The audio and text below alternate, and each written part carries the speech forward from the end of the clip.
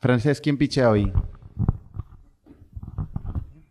Bueno, podemos empezar por Uriol Plana, de Mr. Alfred. Hola. ¿Ya? Sí, pues mi nombre es Uriol Plana y vengo a presentar Mr. Alfred. ¿Vale? Nosotros somos un software de gestión integral para alquiler vacacional. Básicamente las empresas de alquiler vacacional se pasan casi un año buscando qué soluciones usar en cada uno de los diferentes momentos de la cadena de valor, ¿no? Nosotros, Mr. Alfred, venimos a solucionar esto. Llevamos 5 años operando pisos turísticos y sabemos cuál es realmente la solución que funciona. Hemos desarrollado internamente la solución con equipo y también nos hemos integrado con diferentes soluciones del mercado, como por ejemplo contabilidad, recursos humanos y diferentes soluciones, ¿vale? Tenemos clientes que ya nos pagan más de 50.000 euros al mes. Tenemos un crecimiento del 20% al mes, dollar retention del 116, un payback de menos de 7 meses, o sea que tenemos una buena tracción ya. Estamos presentes en México, en Colombia, en Dubái, en Abu Dhabi, en España y bueno, tenemos un equipo que llevamos 3 años trabajando juntos, el mercado son unos 80 billones de dólares, tenemos tracción, tenemos producto y yo creo que tenemos todos los ingredientes para ganar el mercado, ¿no? Y nada, estamos levantando 2 millones de dólares para financiar tecnología y crecimiento. Así que si alguien se quiere unir al proyecto, pues estáis invitados. Muchas gracias.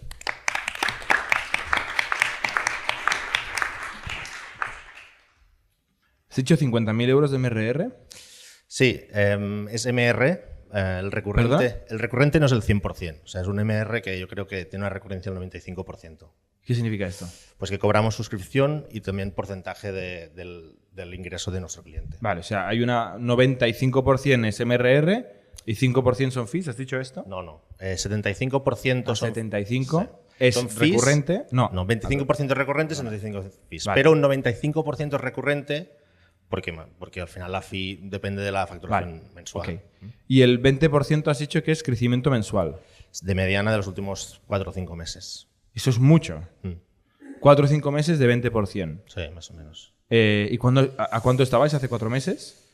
Estábamos a unos 15.000, 20.000 dólares. Bueno, esto estamos hablando de octubre a enero, cuando hemos cerrado el último mes. Sí, y de febrero y marzo seguimos al 20%. Marzo no lo sabemos todavía porque al cobrar a mes pasado, febrero hemos mantenido bajado un 5%. Porque hay un poco de estacionalidad, hay esta recurrencia del 95% solo. Vale. Pero bueno, es que con tanta pocos meses es difícil. Enhorabuena porque son unos números ya impresionantes. Vale, y esto, has dicho que estáis en muchas partes del mundo como un poquito dispersas, ¿no? Explícanos por qué. Bueno, porque nosotros empezamos en Dubái, yo vivo en Dubái, de hecho, estoy aquí visitando a la familia, y empezamos en Dubái y en España. O sea, nosotros es un spin-off de una empresa que éramos ya nuestro cliente ideal. O sea, un property manager. Correcto, hicimos spin-off de la parte de software y la comercializamos a otros ¿Cuántas propiedades tenía ese cliente? Unas 200. Vale, o sea, uno serio ya. Sí, serio. Sí, facturación de 8 millones de dólares y todo esto. Y entonces, al hacer el spin-off, pues teníamos una operación en Barcelona, tenemos en India, en diferentes países y hemos mantenido un poco la clientela de estos sitios y estamos abriendo Latinoamérica como, para testear otros mercados, como hablamos español y todo esto, pues, para ver cómo va la expansión internacional, digamos. Vale. ¿Quién es el cliente? ¿Qué perfil tiene? El property manager, o sea, es una empresa que gestiona 30, 40, 50 apartamentos en Airbnb, ¿no? Vosotros conocéis el negocio de property manager, que crece, es bueno en business development, le es fácil conseguir pisos, pero no tiene ni idea de gestión. Entonces nosotros pues, le damos el software ya hecho, no que tiene que buscar pues, cuál es el Smart Lock, cuál es el contabilidad, todo esto, ¿no? Le damos ya integración y nosotros vamos desarrollando las partes core, que creemos que son core porque llevamos 5 años haciendo esto, ¿no? Buscando softwares, operando y esto. ¿Y cómo llegáis a esta gente? Pues nuestros clientes son muy públicos, porque al final todo el mundo quiere reservar pisos, ¿no? O sea, vas a Google Maps y ya los buscas. O sea, pues Holiday Homes Operator ya los tienes, ¿no? Entonces puedes hacer scrapping, pero inicialmente, o sea, buscar en Google y llamar. ¿Y no tienen ninguna solución ahora mismo? Sí, existen soluciones. Pero ellos, o sea, entiendo que la mayoría de gente no tiene una solución si eso es tan fácil adquirirlos, ¿no? Claro, nosotros vamos, o sea, nuestra empresa de operación es demasiado grande, o sea, no somos el cliente, no seríamos el cliente ideal. Nosotros estamos buscando 30, 40, porque lo hacen el Excel, libreta, Google Maps, todo esto. Entonces estamos como, nuestra visión es como digitalizar las empresas. ¿No hay varias? O sea, ya lleva unos años desde el boom de Airbnb Sí. que han aparecido bastantes de estas herramientas de gestión, ¿no? Sí. Aquí han pitcheado bastantes. Sí. Alter Home, ¿no? Creo que lo vi incluso. Por ejemplo. Sí.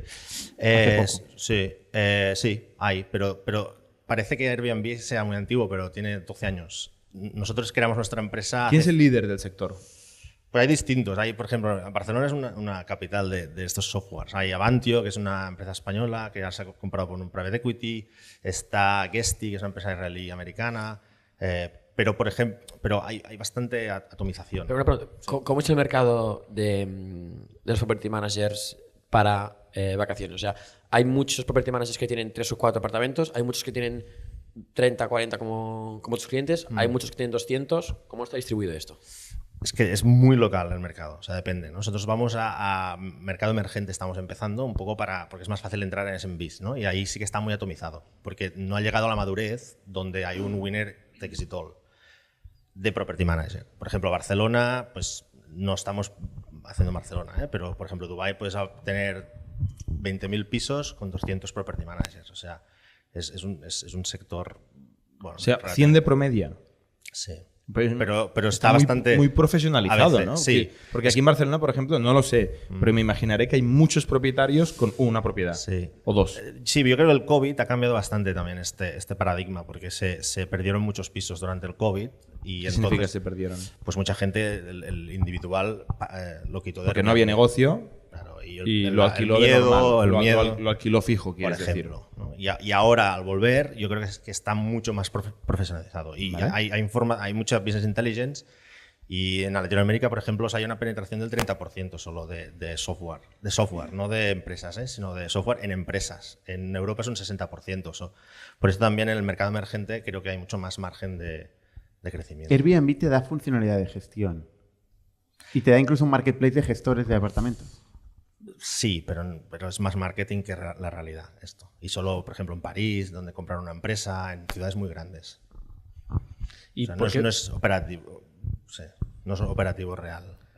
Que tú puedas ir a Airbnb a buscar empresas de servicios. Solo en ciudades muy maduras, donde puedes externalizar bien los servicios. Si hay tanta competencia, no me ha quedado clara la diferenciación vuestra y la del resto de players. Sí. Bueno, no es que haya mucha competencia. Al final es un servicio que tiene que existir y existirá. Tú vas a hoteles y está Opera y dos más que tienen el 90% del mercado. ¿Por qué vosotros? Primero, porque llevamos 5 años siendo nuestro cliente ideal. Segundo, 2 años desarrollando y... Pero, ¿por qué vosotros y por qué no los demás? Bueno, O sea, me interesa la comparación entre sí, vosotros sí. y otros. Sí. Llevamos 2 años testeando todas las funcionalidades. En 6 meses firmamos 2 clientes a la semana. O sea, no lo digo yo. Lo dicen los clientes que cambian o no tienen solución y vienen a nosotros, o cambian de estos que son un poco más grandes y ¿De vienen a clientes nosotros. nuevos cuántos no tenían nada y cuántos cambian de una solución a otra? No sé, yo creo que el 70% cambian. 70% ya tienen algo sí. y cambian a vosotros. Sí. Ok. Y de hecho ahora estamos negociando un poco más enterprise. ¿Y por qué cambian a vosotros? Porque somos un software que está hecho por operador, está vivido. O sea, tiene funcionalidades que no son marketingianas, y vosotros lo sabéis que hacéis este tipo de producto también, pero que cambian la vida de la operación. Y los equipos operadores les encanta nuestro software. ¿Y por qué perdéis contra un competidor? Es una pregunta más cabrona, ¿eh? Sí, ¿por qué perdemos? Pues perdemos a veces por el CFO, que no quiere el problema de cambiar. Y esto estamos negociando ahora 2 o 3 deals de estos, que toda la operación quiere y el CFO ya está poniendo problemas. Estamos perdiendo porque tienen más budget de marketing.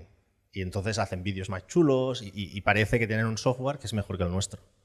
Y por esto levantamos dinero, porque somos cash flow positive. O sea, levantamos dinero para competir en marketing y en business development únicamente. ¿Quién es el equipo? Pues yo soy el CEO y fundador. Natalia, que está aquí, es la directora de producto. ¿Y qué sabéis hacer? Pero, o sea, aparte del rol, o sea, ¿de dónde salís?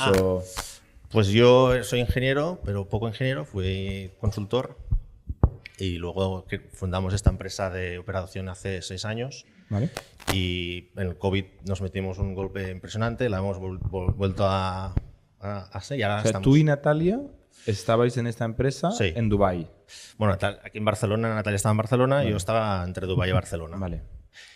Y tenemos Sois más los gente. dos fundadores. Bueno, tenemos una tercera fundadora también, Vale. que es con Founding Team, que hicimos spin-off, y luego ahora somos 12 o 13 ya. Vale. ¿Y equipo de ingeniería? ¿Quién lo lidera? Natalia. Vale. Producto y tecnología. ¿Y cuánta gente tenéis en producto y tecnología? 3.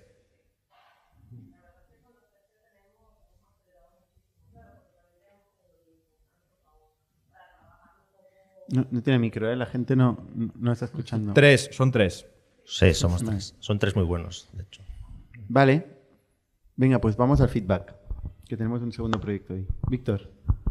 O sea, una cosa es que el mercado sea 80 billions, pero yo lo que miraría es dónde están esos 80 billions. O sea, los mercados pueden estar que todo el dinero está en la parte de abajo de pocos property managers, o en el medio o arriba. Ahí me da que en property managers la mayoría del mercado están los que gestionan 5.000 pisos y estos o se van a construir lo suyo o van a pagar mucho a alguien para que se lo construya. Entonces, quizás tiene mucho sentido y puedes vender muchísimo, pero tu segmento lo puedes monetizar relativamente poco. Y no es feedback, es simplemente yo es lo que preguntaría a alguien que sepa más que yo de esto. O sea que no te interesa para invertir. No, ahora no. Vale. ¿Qué tickets inviertes? No sé si lo has dicho antes. No estamos invirtiendo todavía, vamos a empezar en unos meses y haremos de 200 a casi 1 millón. Vale. A mí me ha interesado, la verdad. Me ha parecido súper interesante. No tengo ni idea del mercado, entonces me gustaría saber más de esa parte. Pero lo que es el producto, las métricas, las respuestas que nos has dado, me ha parecido suficientemente interesante. Sí, yo, o sea, primero, enhorabuena porque 50.000 euros de MR, no me mola esta definición. O sea, 35.000 euros de MRR, 50.000 euros de revenue, es muy difícil de conseguir, crecimiento bastante bestia, equipo montado, experiencia en el sector, digamos, enhorabuena. Me quedo con ganas de entender bien el mercado mejor, o sea, ¿cuántos de estos hay? Yo creo que este es un número súper importante y que a mí no me ha quedado claro. ¿Cuántos hay en los países en los que estás? Siendo realista, pues qué penetración lleva a 1 millón, 10 millones, 100 millones de facturación y qué penetración, si existe, lleva a 1.000 millones de facturación. ¿Es posible o no es posible, ¿no? Y la otra cosa que no me ha quedado clara es la diferenciación con la competencia, ¿no? Tú has dicho, tenemos experiencia en el sector o llevamos 2 años testeando este producto. Bueno, la competencia llevará toda su vida testeando ese producto. O sea, ese argumento malísimo, el de testeando el producto. Feedback, puedes estar en desacuerdo, ¿eh? El de que tenéis experiencia en el mercado, sí. Ese es respetable. Pero no, me he quedado con ganas de entender cuál es vuestra apuesta, idea, inversión, enfoque, habilidad en el equipo, que es diferente, significativamente diferente con el equipo. Dicho esto, si tenéis una demo de producto, se puede ver un poquito lo que sois capaces de construir, que en este estadio muchas veces es, aparte del MR, es de lo poco que se puede ver, pues me encantaría verlo. Vale, y es un espacio que no es nuevo, o sea, desde que Airbnb, tú lo has dicho, no tiene más de 10 años, y hay mucha gente que ha aparecido intentando gestionar estos apartamentos. Es un mercado muy atomizado, no ha aparecido ningún gran player que lidere y me pregunto por qué. O sea, yo al final lo que busco es que tú seas del monopolio. Y la tesis, ¿no? La pregunta de por qué tú vas a concentrar este mercado atomizado, la respuesta de porque me estoy haciendo mi propio producto me asusta más que me motiva. Porque a veces trabajar solo para tu propio use case lo que te hace es perderte el mercado, no ganar el mercado, ¿no? Entonces, bueno, me ha faltado este superpoder que tenéis o esta cosa que habéis encontrado que va a cambiar radicalmente este mercado. Lo veo muy duro porque ir a buscar cliente a cliente seguramente es difícil. No acabo de saber cómo es la estructura, si hay realmente unos property managers que dominan todo el mercado y luego hay otra capa mucho más fragmentada. Seguro que hay algo en el medio que es donde estáis hoy, pero me interesaría entender si queréis subir para arriba, ir a los grandes o bajar para abajo, ¿no? Estos son negocios muy diferentes, entonces buscaría skills diferentes en el equipo en función de cuál sea vuestra tesis. Pero como Jordi se lo va a mirar, pues encantado de verlo también. Muy bien, muchas gracias. Gracias.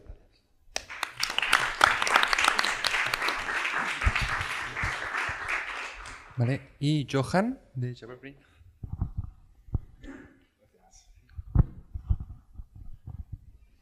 ¿Lo hacemos en castellano o en inglés? Como En inglés, prefieras. ¿no? Lo que prefieras tú. You said it, no? We should learn more English. Yeah? Anyway, so I'm Johan Alund. I am Swedish. I used to live here in Barcelona until a few years back. Now I live in Portugal. And the company is called JabberBrain.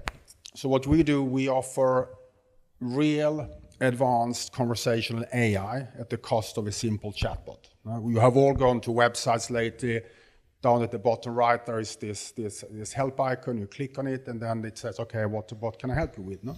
You type in the question, and typically it doesn't give you an answer. No? Instead, it gives you some options that you have to click through. No? So what it is really a menu tree that is presented as a chat. Okay? So instead, what we offer real dialogue. No? That means that you type in the question the way you formulate it. I mean, if we are 50 people here, we will formulate it in 50 different ways. No? What JabberBrain is really good at is interpreting what you say in your way of saying it and giving you the correct answer. But it's then also capable of managing complex context, which is required for a more advanced dialogue. No? It means we can use it to resolve problems and to sell products. No? So if you look at my background, I mean, I started a company already back in 2001, a company called Artificial Solutions. And this was 10 years before Siri. No? So we were really the pioneers in this market. No? We built the market. No? We started working with IKEA in 2003 and rolled that out worldwide. It was the first project within conversational AI. No? So I have a lot of experience doing this. No? And the way we want to go with this company is to focus very much on e-commerce. No? And why on e-commerce? Well, in e-commerce, the companies, they need to help their customers answering normal questions, classical customer support. But there's also the possibility of guiding the web visitors and help them finding the right product. So it's a possibility of also generating more revenue. And the way we want to do that is mainly to sell or to offer JabberBrain through the e-commerce platforms, like Shopify. And why do we want to do that? Well, today, most of the web stores run on one of these big e-commerce platforms. Now, with Shopify, they have a very good ecosystem that allows us to integrate JabberBrain in the platform and also to reach their customers, their clients, through the App Store, and therefore have a very cost-efficient way of getting clients. So where we are in the process is quite interesting. We're working on developing the system and the technology the last 6-7 years.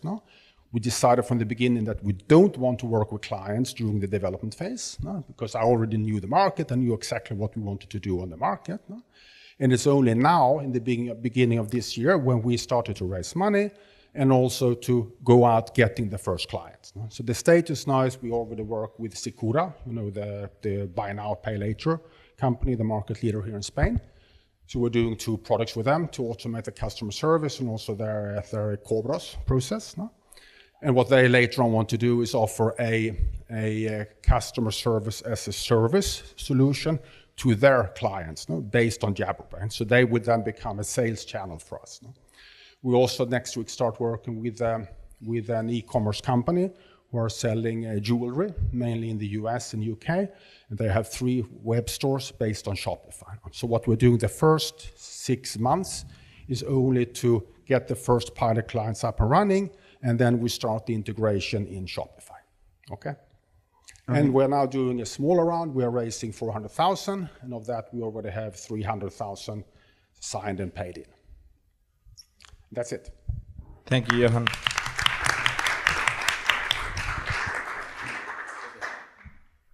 I have a question. I mean, the same way before I was talking about metaverse or Web3, like I kind of, at the beginning of your pitch, definitely had the same feeling. It's like, okay, conversational AI, but who has a problem and what's that problem? And what's the monetary impact of that problem? Can you try to help me understand that? I mean, if we talk about, okay, let's first realize that we can use these technologies in many different areas, okay?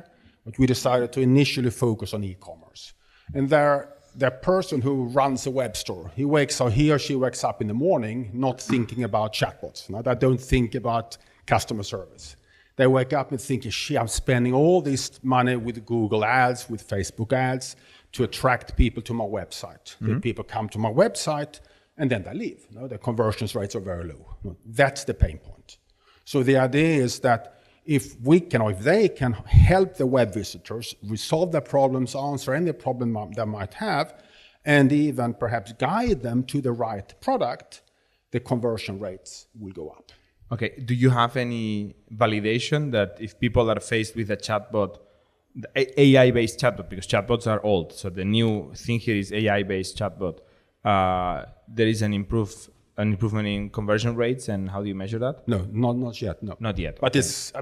If you talk with anyone who runs a web shop, they buy into it. Okay. And you mentioned that you did you say 2001 or 2010? 2001. 2001, it's a while ago, an AI, conversational AI company. So I built up a company called Artificial Solutions. What did it do and what happened with it? Conversational AI. So that is now quoted on Nasdaq First North in Stockholm. So I left the company back in 2011 and then spent a few years. And who did the company sell to? Who were the clients? It's a listed company now. Yeah, but who were the clients? The clients, we worked with companies like IKEA, Vodafone, AT&T. For their website, so like the same... So customer service, but they were then we were more focused on general customer service and not on e-commerce. So actually today, So it's similar technology, but different use case. Similar technology. The biggest difference is that with JabberBrain, we build the solutions in a much, much more structured way, no? And with a much more exact way of interpreting the user inputs. Can you go a little bit in depth into the technology that you're using? Yeah, so I mean, these things, there are three ways of doing it in a way. You have most of the chatbots you see are very simple. No? They're either just clickbots that don't understand anything, or they use simple keyword analysis, or some very simple machine learning. Okay? Then on the other side of the spectrum, you have the IBM Watsons, the Google Dialogflows, Alexa, those kind of companies that require the training of a machine learning system, you know? And we would typically require a big tech team to build a scalable solution. You know? And then we have the technology that we work with and that my previous company working with, which is semantic rule-based, which means that it's a very controllable way of doing it. You know? Now with ChatGPT, there's all these new discussions about controllable AI and non-controllable AI.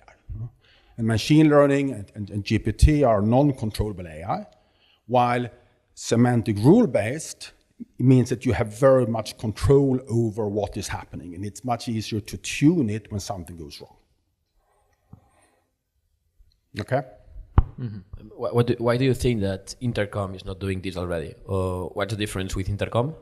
They use machine learning approach because most of the companies for the company, which is the difference? Not the technology, but the product that the e-commerce is buying. What's the difference between your product and Intercom?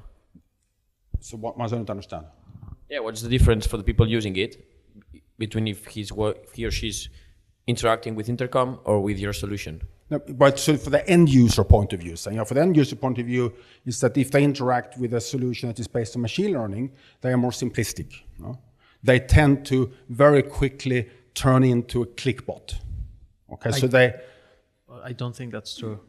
Intercom, just 9 days ago, they announced that they were releasing their new AI chatbot based on GPT-4, and you can align that chatbot to do whatever you want for your customers. And HubSpot also, no? Yeah, and you can basically feed into it your entire knowledge base, and it actually works.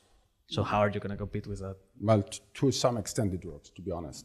I mean, I think that with ChatGPT, I think we're still in the situation where we are overvaluing what it can do. No, ChatGPT, which do understand, I mean, the way it is built, by definition, it is difficult to control the output. So for certain things, it's absolutely fantastic. I think it's a great creativity booster. No? So for certain things, like when we wanted to create content, and we are able to filter it, no? And don't put it out directly. Are you familiar with their embeddings API? Sorry? Are you familiar with their embeddings API? OpenAI released an embedding API that does exactly what you're suggesting. So you can feed it your content, and it will semantically look for the data that you need, that you're asking it, that they're requesting the chatbot. Well, so how are you going to compete with that? It's still not fully controllable. Okay. That's the thing. Mm-hmm. Okay. Okay, so we can go to the feedback.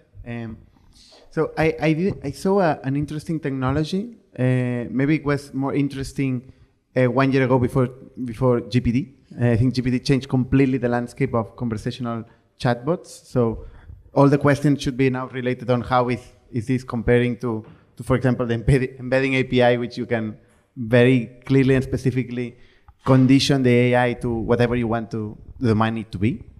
But leaving this aside, I don't see where the business opportunity is. So I see a technology, but usually an investor, or at least my perspective, looks for what's the business opportunity. So what's the use case exactly that I'm going to start monetizing? Where is the pain? What's my projection? And this is what I don't see. It's very focused on the technology and not so much focused on the business. So what I would do as an investor is I would wait for you to find what's the business, and when you would have the case, I might consider it. But I would be very scared with the ChatGPT comparison.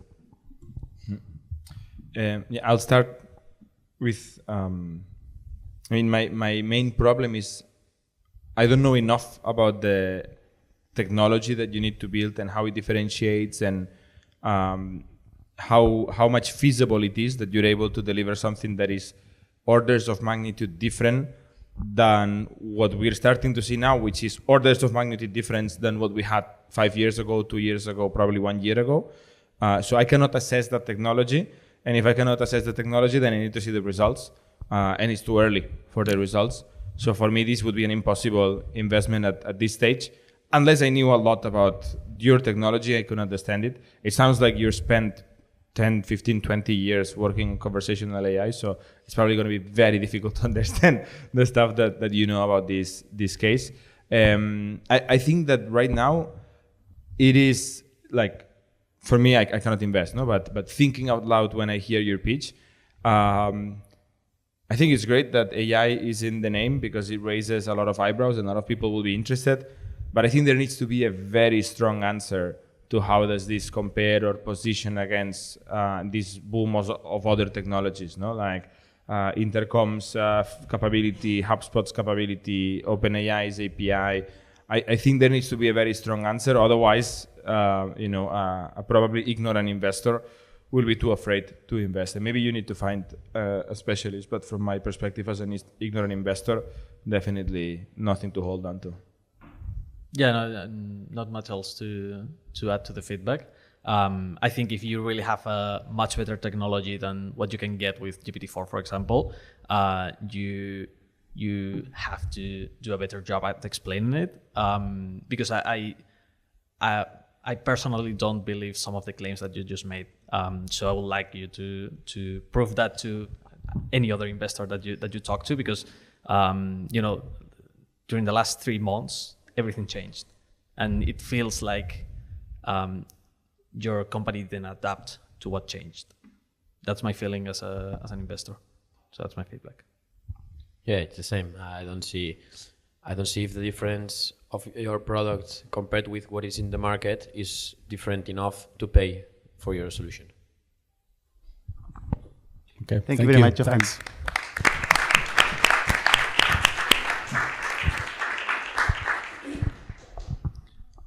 So that's it for today.